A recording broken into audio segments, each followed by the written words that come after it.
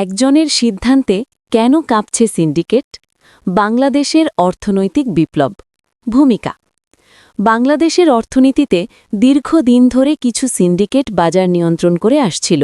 নিত্যপণ্যের দাম থেকে শুরু করে আমদানি রপ্তানি সবখানেই ছিল তাদের প্রভাব। কিন্তু হঠাৎ করেই একজনের সাহসী সিদ্ধান্তে সেই চেনা চিত্র বদলাতে শুরু করেছে। প্রশ্ন উঠছে, একজনের সিদ্ধান্তেই কেন কাঁপছে এত শক্তিশালী সিন্ডিকেট?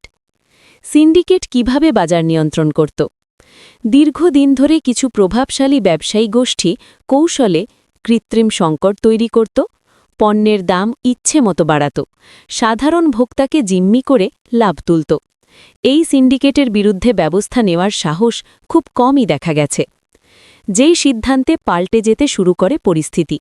সম্প্রতি সরকারের একজন দায়িত্বশীল ব্যক্তির নেওয়া কঠোর ও তাৎক্ষণিক সিদ্ধান্তে বাজারে নজরদারি জোরদার হয়। অবৈধ মজুদকারীদের বিরুদ্ধে অভিযান শুরু হয়। সিন্ডিকেট ভিত্তিক ব্যবসার তথ্য প্রকাশ্যে আসতে থাকে। ফলে সিন্ডিকেটের ভেতরে তৈরি হয় আতঙ্ক। কেন কাঁপছে সিন্ডিকেট? এই সিদ্ধান্তে সিন্ডিকেট কাঁপছে কারণ তাদের দীর্ঘদিনের নিয়ন্ত্রণ ভেঙে পড়ছে।